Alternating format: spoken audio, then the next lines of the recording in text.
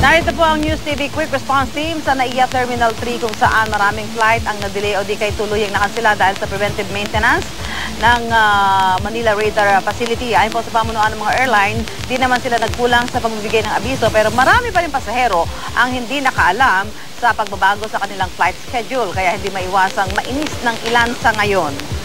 At nakikita ho natin dito, may mga pasahero pa rin po na medyo kumapal-kapal pa rin po yung mga pasahero ngayon dito sa NAIA Terminal 3 dahil nga hanggang ngayong hapon ho ay nagkaroon na ho ng domino effect yung nangyari hong pagkakaroon ng limitadong paglipat ng mga aeroplano no? Mula kaninang umaga nung simulan po yung maintenance procedure upgrading po nitong radar facility. Kaya ho ngayon, yung ginawa ho dito ng pamunuan ng NAIA Terminal 3, naglaan ho sila ng area kung saan pwedeng magstay yung mga pasahero. Yung halimbawa, galing ho ng mga probinsya na hindi na uuwi sa kanila mga pinanggalingan lugar at hihintay na lamang yung kanila mga na-schedule na flight hanggang bukas.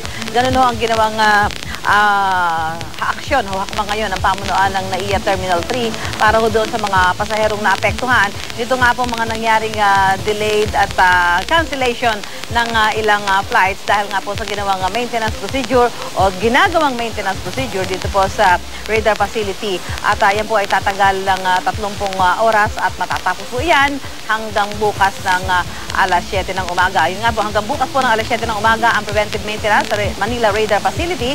Bagamat mayroong mga hindi napigilang mainis sa aberya, may mga nakakaintindi naman lalo pat para naman po ito sa kaligtasan ng mga biyahero. Narito po ang report ni Dante Perelio. Alauna kaninang madaling araw ng simula ng Civil Aviation Authority of the Philippines o CAAP ang 30-hour preventive maintenance procedure sa Manila Terminal Radar Approach Control Facility. Nabasehan ng air traffic controllers para ligtas na maka-take off at makalanding at upang hindi magkabangga ng mga eroplano sa Ninoy Aquino International Airport. 5 taon na raw kasi ang nakalipas ng huling isagawa ang preventive maintenance procedure sa Manila Radar Facility. Magandang pagkakataon na rin daw ito dahil inaasahang dadagsa ang mga pasahero ngayong nalalapit ang holiday season. Pero dahil maraming flights ang delayed o tuluyan ng nakansela dahil sa isinagawang maintenance, hindi naiwasang mainis ng ilang pasahero tulad na lamang ng 7 buwang buntis na si Mercy. Kararating lang niya galing Dubai at pauwi sana ng Bacolod kaninang 10:45 ng umaga pero kansilado ang kanyang flight. Inalok raw siya ng rebooking sa October 25 pero di siya pumayag, kaya nabigyan ng 5:40 flight ngayong hapon.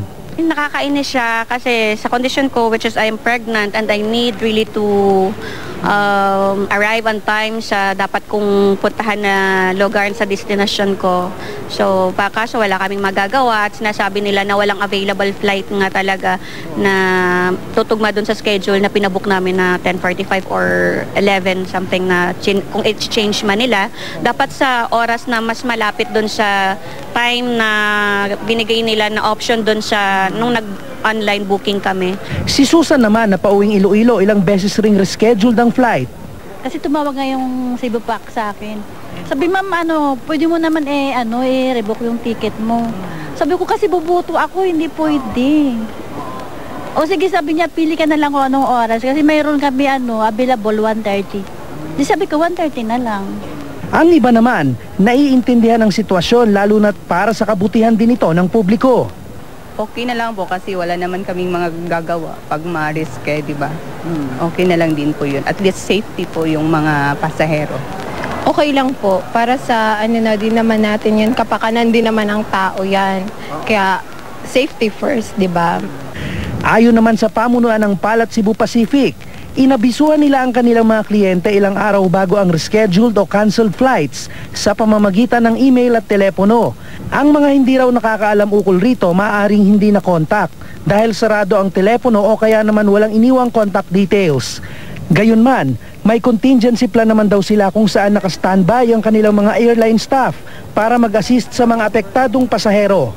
Dante Perelio, GMA News.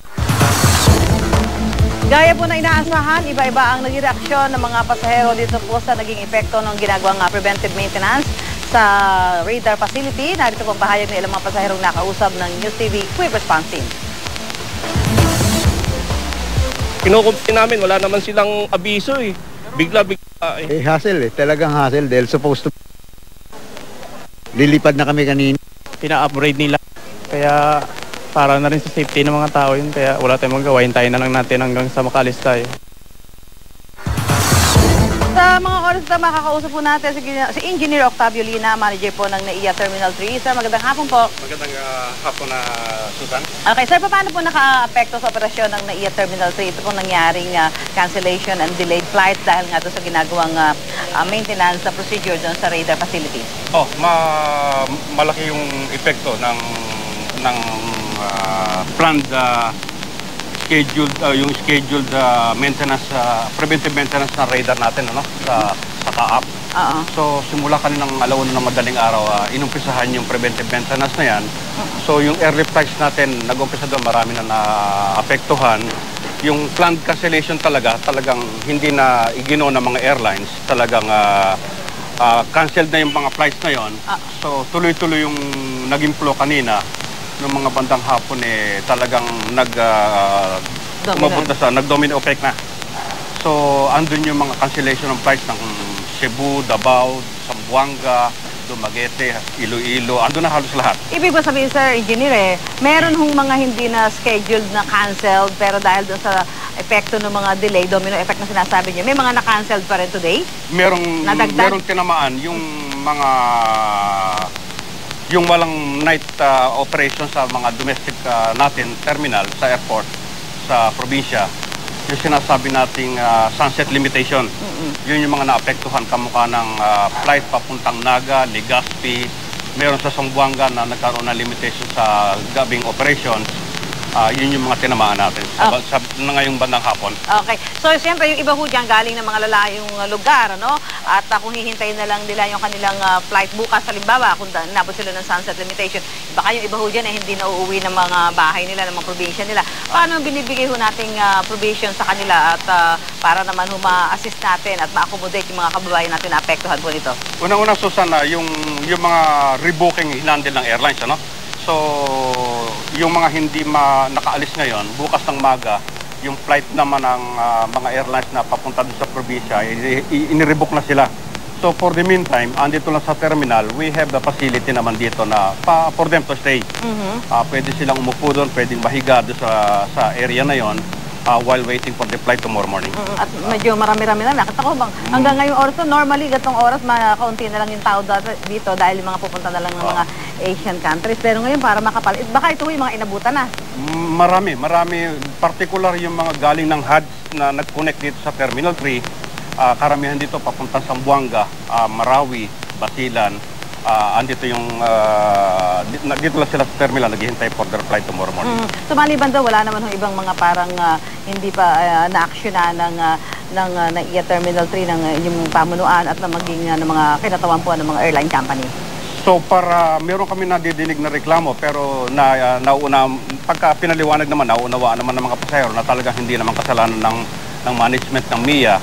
Hindi rin kasalanan naman ng airlines at saka hindi rin naman kasalanan ng pasahero. Talagang meron lang talaga tayo na tinatawag na talagang yearly preventive maintenance ng equipment ng airport.